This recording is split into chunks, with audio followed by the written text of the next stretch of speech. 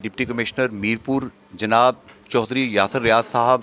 SSP Mirpur जनाब खावर अली शौकत साहब और तमाम मैनेजमेंट यहाँ पे मौजूद है। जनाब डिप्टी कमिश्नर साहब, आज यौम शहदाए जम्मू को आपने याद किया और आपने बताई हिस्ट्री पूरी कि 2.5 लाख से ज़ायद मुसलमानों को शहीद किया गया था। क्या कहते हैं आप? देखें जी, ये इंसानी तारीख़ का एक बड़ा अफसोसनाक वाक़या है कि आप जो है वो कोल्ड ब्लडेड लोगों को एक जगह इकट्ठा करें धोखे के साथ और उन्हें ये कहें कि हम आपको आज़ाद इलाके में भेजना चाह रहे हैं, और फिर आप अपने प्राइवेट लोग और जो आपकी आर्मी है और आपकी जितनी भी वो फोर्सेस जिनकी ये ज़िम्मेदारी थी कि उन नाते लोगों को प्रोटेक्ट किया जाए इस मुश्किल टाइम में, उनको उनकी कत्ल गारत पे लगा दिया जाए। तो ये मेरा ख्याल है कि एक ऐसा वाक़या है जिस पे इंसानियत शर्मिंदा है। किसी भी मज़हब या कौम का होना, ये हर इंसान का बुनियादी राइट है कि वो कोई भी अकीदा चूज़ कर सकता है, कोई भी कौम से उसका तल्लुक़ हो सकता है, लेकिन ऐसे कोल्ड ब्लडेड लोगों को मारना, ये इंसानियत की तारीख़ में कभी ऐसे नहीं हुआ। तो यही कुछ किया गया उन मुसलमानों के साथ, और फिर बड़ी तादाद में मुसलमानों को फोर्सफुली घरों से निकाल के कत्ल किया गया, और जो बाकी बंदा थे ज़ाहिर उन्होंने अपनी जानें बचाने के लिए पाकिस्तान के मुख्तलिफ इलाकों का रुख किया। आज़ाद कश्मीर में वो लोग आके आबाद हुए। मैं शुक्रगुज़ार हूँ इस मौके पे अपने उन पाकिस्तानी भाइयों का जिन्होंने उन बेसहारा आने वाले हमारे कश्मीरी बहन भाइयों को अपने इलाकों के अंदर आबाद किया। मुसलमानों की जो अक्सरियत थी जम्मू के अंदर, ये एक हिस्टोरिकल फैक्ट है कि लोग ये समझते हैं कि शायद मुसलमानों की कभी भी अक्सरियत नहीं रही है। मुसलमानों की एक्चुअली अक्सरियत थी जम्मू के अंदर, और उसमें 61% हमारी मुस्लिम आबादी थी जम्मू के अंदर, और वैली के अंदर जो है वो ऑफ कोर्स अबव 90% थी। लेकिन उस मुस्लिम आबादी को अक़लियत में तब्दील करने के लिए जो अक्सरीती आबादी थी, ये अमल किया गया, और यही अमल आप देख रहे हैं कि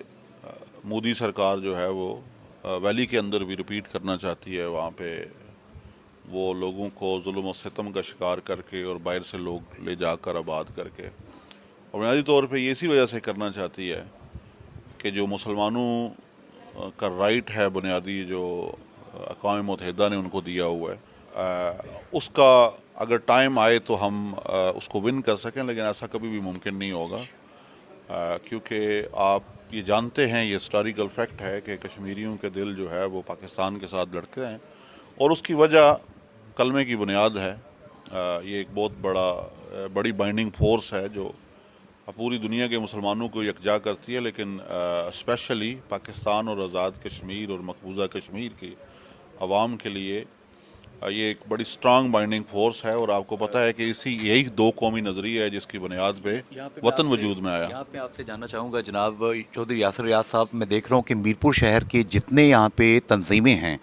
ताजर तंजीमें हैं, यहाँ के जो शहरी तंजीमें हैं, सिविल राइट्स के लिए बात करने वाले लोग हैं, तमाम लोगों की नुमाइंदगी यहाँ पे मौजूद है। दुआ के लिए लोग बड़े जज्बे के साथ आए हैं। तो ये इत्तेहाद और इत्तफाक हमें अपनी कामयाबी की मंजिल की तरफ लेके जाएगा इंशाल्लाह। जी ऐसे ही है, बिल्कुल आप ठीक कह रहे हैं कि मीरपुर के अवाम ने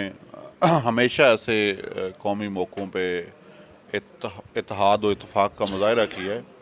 और ना सिर्फ मीरपुर के अंदर बल्कि आप जानते हैं कि जो ओवरसीज़ हमारे कश्मीरी बहन भाई हैं, उन्होंने चाहे 10 डाउनिंग स्ट्रीट हो, पार्लियामेंट हो, ब्रसल्स हो, थैंक यू वेरी मच, तमाम जगहों पे जाके बढ़ चढ़ के कश्मीर काज के लिए अपना रोल अदा किया है। और यही एक वजह है कि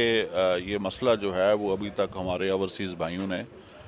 इसको दुनिया की नज़रों में रखा हुआ है। मैं एक जुमला जनाब एसएसपी साहब से ले लूँ। एसएसपी साहब, खावर अली शौकत साहब, आप कैसे देखते हैं कश्मीरी बहन भाइयों का जज्बा ताओबट से लेकर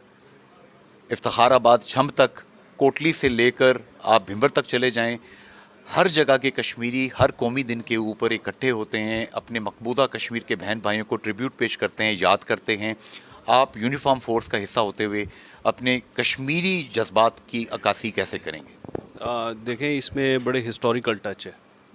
خاص کر میرپور کے حوالے سے بات کریں تو جب مالیہ کی تحریک چلی ڈوگرا راج کے اگینسٹ، جب مالیہ بڑھایا گیا اور اس کی بھی بنیادیں وہ میرپور سے ہی تھیں، تو یہ ایک ریزسٹنس کی ایک لازوال داستان چل رہی ہے جس میں آپ نے دیکھا کہ لاکھوں جانوں ہم نے قربان کیے ہیں، ہماری مائیں بہنوں نے اپنی قربانیاں دی ہیں۔ تو دو واقعات ایسے ہیں ہسٹری میں، ایک 22 سپٹمبر 1947 کو جو امرتسر سے لاہور آ رہی تھی ٹرین، اور سیکنڈ یہ جو ہے نومبر والا جموں والا واقعہ، یہ بڑے تاریخی واقعات ہیں جس میں لاکھوں جانیں قربان کی، لوگوں نے بے یار و مددگار تھے، نہتے لوگ تھے جو سفر کے لیے آ رہے تھے ادھر اپنے مسلمان بھائیوں کے پاس، تو پہلے وہاں پہ انہیں مجبور کیا گیا، جب انہوں نے سفر اختیار کیا تو سفر کے دوران ان پہ حملہ آور ہو کے تو نہتے لوگوں کو مارا گیا۔ تو بینگ فورس،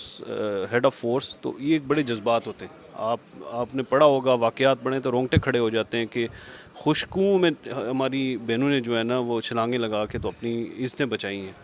تو وہ واقعات جب پڑھیں تو آپ کے رونگٹے کھڑے ہو جاتے ہیں۔ تو بینگ ہیڈ آف فورس تو ہمارے آج بھی جذبات ویسے ہی ہیں، جیسے 1947 میں ہمارے بھائیوں نے قربانیاں دیں، ہمارے بزرگوں نے قربانیاں دیں،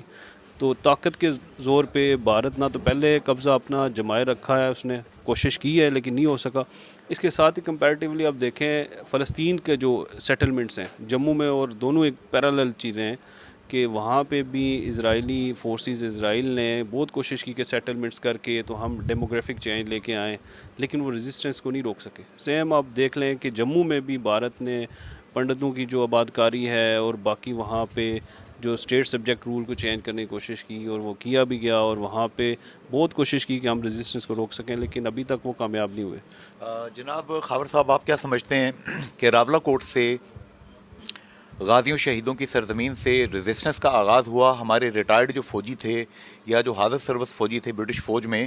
انہوں نے اس خطے کو آزاد کرانے کے لیے جد و جہد کی۔ میرپور، کوٹلی، بھمبر، پورے علاقے میں شہیدوں کی قبریں ہیں، جیسا کہ ڈی سی صاحب نے کہا کہ آزاد کشمیر کے کس خطے میں شہیدوں کی قبریں نہیں ہیں یہاں پہ۔ آج بھی کیا نوجوانوں میں یہ جذبہ موجود ہے، یا آپ کوئی ان کو فوڈ فار دا تھاٹ دیں گے کہ اپنے اسلاف کو، بزرگوں کو پڑھیں کہ کتنے عظیم لوگ تھے؟ دیکھیں اب وار کے ڈائنامکس چینج ہو گئے، آپ نے دیکھا ہوگا یوکرین رشیا وار میں ڈرونز کی ہے، روبوٹکس ہیں، پوری ٹیکنالوجی، تو اب یہ ہے کہ ہم نے تعلیم کے میدان میں بھی، ریسرچ کے میدان میں بھی اپنے دشمن کو مات دینی ہوگی۔ فزیکل تو الحمدللہ ہمارا ایمان کا حصہ ہے جہاد، تو ہم تو اس پہ کاربند ہیں اور اپنی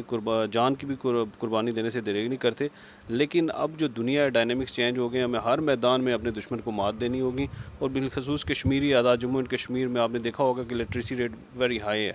تو یہاں کے نوجوان باہر جا کے امریکہ، انگلینڈ میں ڈاکٹرز ہمارے ہیں، انجینئرز ہیں، آئی ٹی ایکسپرٹس میں، تو ایک بڑا نام پیدا کر رہے ہیں، اور یہی ڈپلومیسی اور انٹرنیشنل لاء میں بھی دیکھا جاتا ہے کہ اب جو انٹرنیشنل ایرینا میں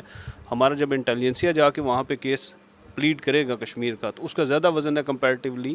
مختلف طریقوں سے، تو ہر طرح سے نوجوان نسل ہے ہماری تیار ہے، ہم اپنے کشمیری بھائیوں کو بالکل نہیں بھولے، ان کی جد و جہد، ان کی قربانیوں کو کبھی نہیں بھولے، اور انشاءاللہ تعالی ہم ان کے شانہ بشانہ کھڑے ہیں۔ آج کے اس پروگرام سے میں اس پازیٹیو نوٹ کے ساتھ اجازت چاہوں گا۔ آپ یہ چہرے دیکھیے، یہ جتنے لوگ یہاں شریک ہیں، ان کے چہروں پہ دکھ بھی ہے اور ساتھ عزم بھی ہے کہ اپنے کشمیری بہن بھائیوں کو ہم نے آزاد کروانا ہے۔ آپ اکیلے نہیں ہیں، اے مقبوضہ کشمیر کے بہن بھائیوں، آپ تنہا نہیں ہیں۔ آزاد خطے سے، پورے پاکستان سے، پوری دنیا میں جہاں جہاں کشمیری پاکستانی آباد ہیں، وہ دعائیں بھی کر رہے ہیں اور دعا بھی کریں گے انشاءاللہ تعالیٰ۔ فی امان اللہ، اللہ حافظ، اینڈ گڈ بائے۔